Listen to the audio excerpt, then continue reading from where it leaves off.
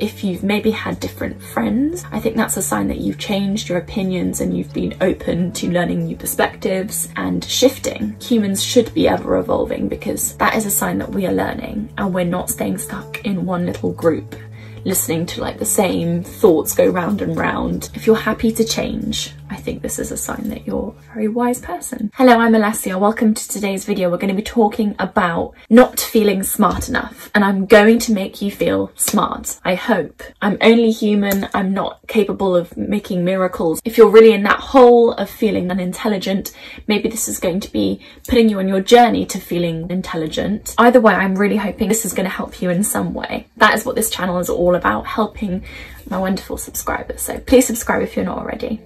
I do really feel like a very good person to turn to because I now would consider myself an intelligent person, a smart person, but in the past I probably would have done the exact opposite. I would have said, you know, I'm not intelligent, maybe even go as far as saying I was dumb. And I think that was all based upon early experiences at school. You probably had a bit of a difficult time at school. Maybe you're someone who struggles with anxiety or mental health issues in general. Our school systems are not set up for anxious people.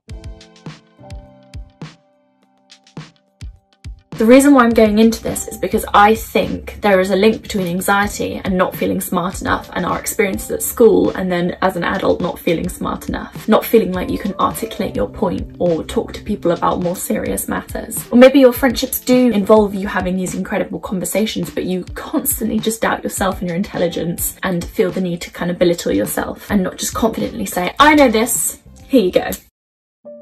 Schools might have changed, but when I was growing up, I definitely think that anxiety got in the way of me learning and me growing and having confidence in myself. And I think that should be at the forefront of what teachers and what school is doing for you. I think the most important thing should be teaching pupils to love themselves and care for themselves and see themselves in a positive light. But school actually doesn't really do that.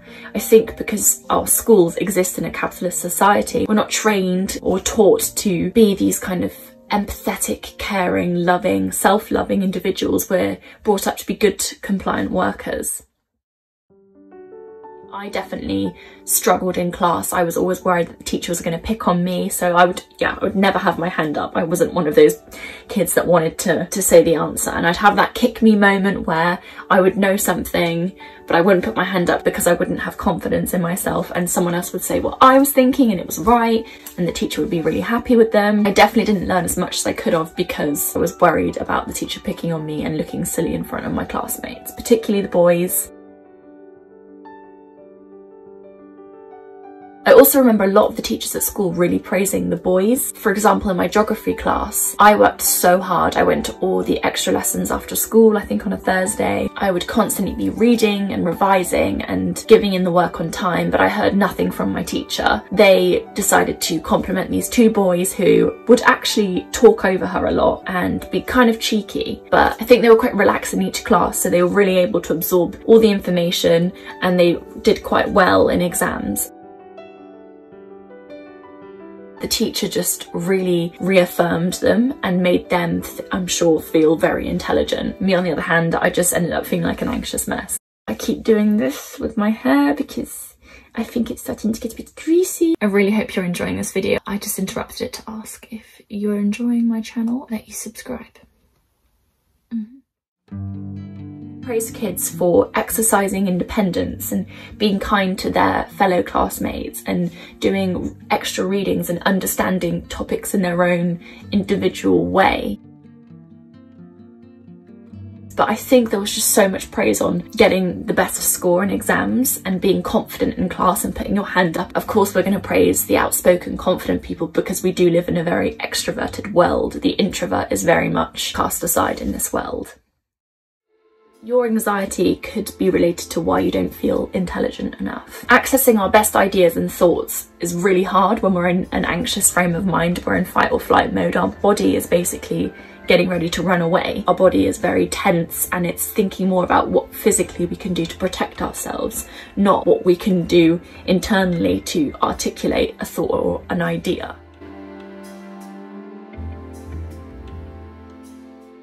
So you don't think you're smart. Let's think about this. What does smart really mean? You've got to remember that we do live in a capitalist world where the focus is very much on money and buying things and having things. That does affect how we view what smart is. So people might view smart as someone who gets, you know, the best job, you know, a doctor or lawyer. But that doesn't need to be your definition of smart. In my opinion, smart people are people who take the time to read others and understand others and be empathetic and put themselves in other people's shoes. Smart people are people who seek every day to bring about positive change in the world and be kind to others. People that see every human as complex individuals with their own trauma and own insecurities that have formed the way they exist and present themselves in this world. Smart people are understanding and empathetic. They're not egocentric and obsessed with themselves and proving themselves. In my opinion, a smart person will be spending less time boasting about what they have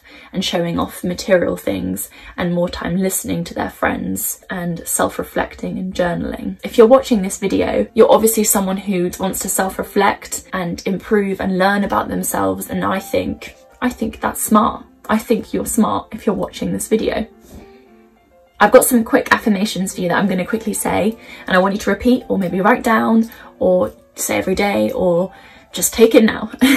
I absorb information about topics that excite and inspire me every day. I'm like a sponge. I deserve to speak my mind. I have useful and interesting perspectives to share. I am an expert on the subject that you care about the most.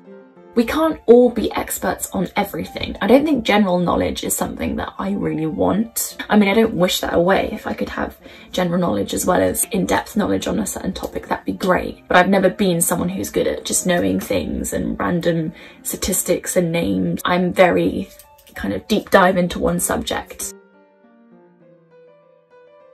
If you are someone who has passions and interests, I'm sure you're an expert on something. So remind yourself of that. Here are some signs that you are smart.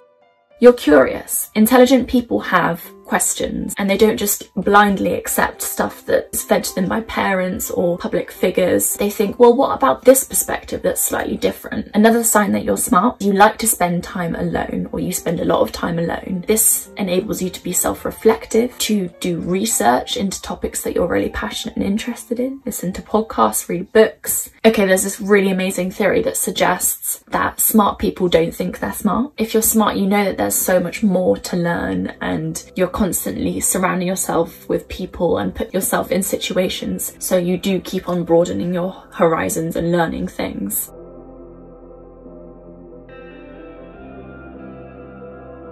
Another indication that you're smart is open-mindedness. If you have evolved, if you've maybe had different friends as well, I think that's a sign that you've changed your opinions and you've been open to learning new perspectives and shifting. Humans should be ever evolving, because that is a sign that we are learning and we're not staying stuck in one little group, listening to like the same thoughts go round and round. If you're happy to change, I think this is a sign that you're a very wise person. Another sign is that you hate small talk and you'd much rather be having a deep and meaningful conversation with someone about something that you're interested in. Yeah.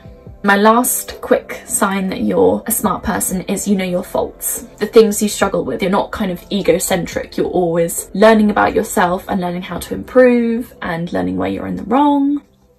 You get me.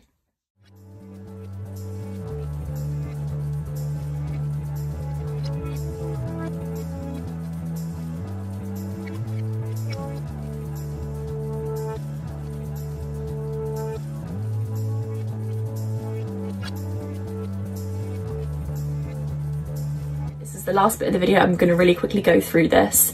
I have always avoided this topic because I just thought, I see this everywhere, I don't need to know. That was a big mistake. Imposter syndrome is basically you doubting yourself, doubting your abilities, doubting your success. Someone says, oh, you're super intelligent. If your mind goes straight to, they don't actually know. They think I'm intelligent, but I only know a little bit about something that they happen to talk about, so they don't really know that I'm actually really dumb. If you have thoughts like that, you are probably struggling with imposter syndrome, and it's something that women in particular struggle with.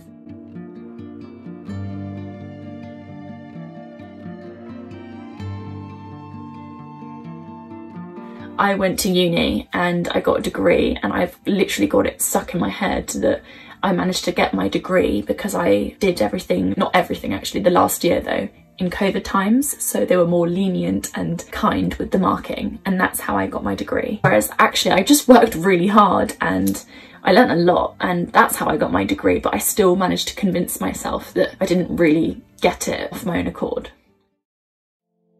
I was actually reading this article, it was a Harvard article, I'll link it below, saying how the problem with imposter syndrome is there's a lot of emphasis on the individual being like, well, it's all your mindset, you know, all you need to do is realise that you're intelligent. And I do think there is a bit of that, like I need to realise that too and sit in it, and I'm sure you do too. But also don't be harsh on yourself and don't blame yourself and think this is all just something you've created. You live in a society in which women are very much put in a box, told to behave in a certain way and come across in a certain way, and intelligence is definitely not something that women are encouraged to embrace or to cultivate. It's important that we acknowledge the historical context and know that it's not our fault as the women as an individual.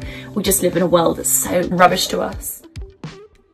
I do think there is also some value in realising that we're not dumb and that we can realise that we are super brainy and have a lot of cool ideas that we should share with the world. So if there's something that you're really passionate about, that you really want to talk about, I really urge you to do it, because it might actually educate others and enlighten others, but it actually might enlighten yourself in how incredible you are and what you have to give and how intelligent you are. I really hope this video was useful. Please subscribe, like, share and comment. It was really nice filming this with the sun coming in on my face every 5 seconds.